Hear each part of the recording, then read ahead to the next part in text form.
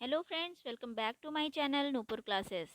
दोस्तों, आज हम लोग पढ़ेंगे पृथ्वी में वायुमंडल की परतें। दोस्तों, इसको हम इंग्लिश में कहेंगे लेयर्स ऑफ अर्थ एटमॉस्फेयर। दोस्तों, यहाँ पर देखेंगे कि पृथ्वी की कितनी परतें हैं। सबसे पहले है पृथ्वी से ऊपर ट्रोपोस्फेयर, जिसकी ऊंचाई जो है ये लगभग 20 किलोमीटर तक ही रहती है। इसके बाद है स्ट्रेटोस्फेयर, जो करीब 50 किलोमीटर तक होती है। इसके बाद है मेसोस्फेयर, जो है 85 किलोमीटर। उसके बाद है आपका थर्मोस्फेयर, जिसकी ऊंचाई होती है 690 किलोमीटर। और एक्सोस्फेयर की ऊंचाई होती है 10,000 किलोमीटर तक। दोस्तों, अब हम ध्यान से सुनेंगे। पृथ्वी के वायुमंडल में विभिन्न परतें शामिल हैं, जैसे कि ट्रोपोस्फेयर, स्ट्रेटोस्फेयर, मेसोस्फेयर और थर्मोस्फेयर। इन परतों को तापमान के आधार पर विभाजित किया गया है। दोस्तों, आगे हम इसके बारे में हिंदी में जानेंगे कि जो सबसे पहली परत है उसको हम कहते हैं क्षोभ मंडल, फिर समताप मंडल, फिर मध्य मंडल, आयन मंडल और सबसे बाहरी बहिर्मंडल। दोस्तों, क्षोभ मंडल को हम ट्रोपोस्फेयर कहते हैं। आप क्षोभ मंडल में देख रहे हैं माउंट एवरेस्ट है और आपका एरोप्लेन। एरोप्लेन जो है, हवाई जहाज जो उड़ता है, वो ट्रोपोस्फेयर में ही उड़ता है। यह पृथ्वी की वायुमंडल की सबसे निचली परत है। ट्रोपोस्फेयर में वायुमंडल का अधिकांश द्रव्यमान लगभग 75 से 80% तक होता है। इस परत में बादल, बर्फ, बारिश होते हैं। यह वायुमंडल की सबसे ऊंची परत है। दोस्तों, इसी के साथ साथ आप देखेंगे कि इस परत में तापमान ठंडा हो जाता है, क्योंकि यह पृथ्वी के ऊपर उठ जाता है। यह 6.5 सेंटीग्रेड प्रति किलोमीटर के हिसाब से ठंडा हो सकता है। हालांकि मौसम के आधार पर ऊंचाई के साथ तापमान का परिवर्तन बदलता रहता है। ट्रोपोस्फेयर में वायुमंडल के सभी वायु और जल वाष्प, जो कि बादलों और वर्षा का निर्माण करते हैं, का लगभग 75% होता है। क्षोभ मंडल के बाद की परत समताप मंडल होती है, और सीमा जो क्षोभ मंडल और समताप मंडल के बीच की होती है उसे क्षोभ मंडल कहा जाता है। क्षोभ मंडल समुद्र तल से लगभग 10 किलोमीटर 6.2 मील तक फैला हुआ है। अक्षांश और मौसम के साथ क्षोभ मंडल की ऊंचाई बदलती रहती है। अब हम बात करेंगे किसकी? स्ट्रेटोस्फेयर की। स्ट्रेटोस्फेयर, ध्यान देंगे, स्ट्रेटोस्फेयर में आप ये देखेंगे, यहाँ पर जेट फाइटर है, मिग 29 है, एयरबस है, ये आपके आते हैं। स्ट्रेटोस्फेयर पृथ्वी के वायुमंडल की दूसरी परत है। यहाँ पर ट्रोपोपास के लगभग 50 किलोमीटर तक ये फैली हुई है। इस वायुमंडल में बहुत अधिक मात्रा में ओजोन लेयर होती है, और ऊंचाई के साथ इसके तापमान में वृद्धि ओजोन द्वारा जो सूर्य से पराबैंगनी किरणें आती हैं उनको अवशोषित कर लेती है।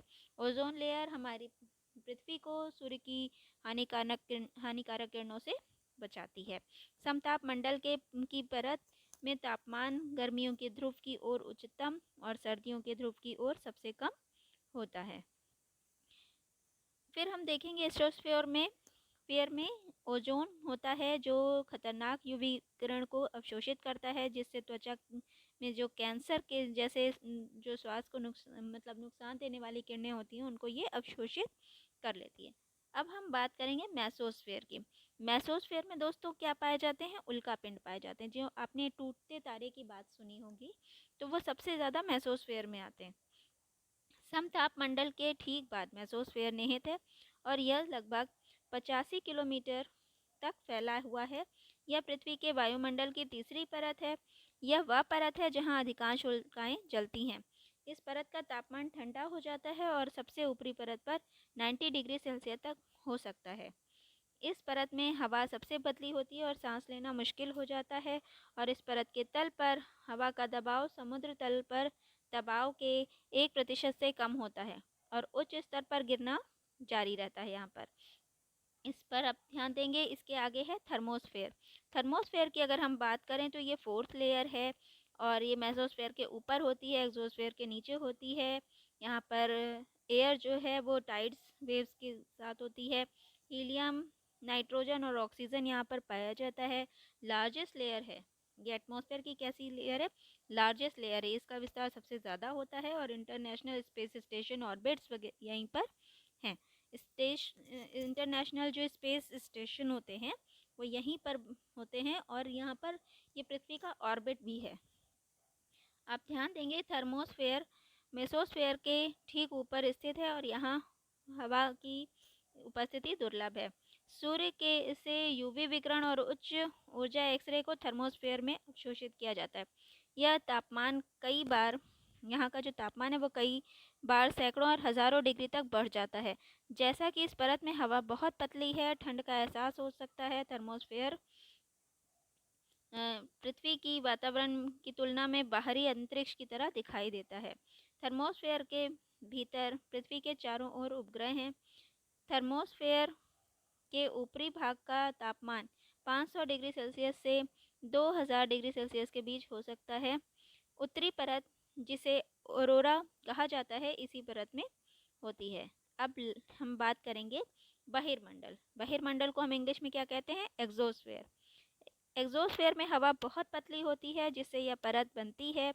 विभिन्न परिभाषाओं के अनुसार अगर हम बात करें तो ये पृथ्वी की सतह से लगभग 1 लाख किलोमीटर और 1,90,000 किलोमीटर के बीच में एक्सोस्फेयर का शीर्ष गिरता है।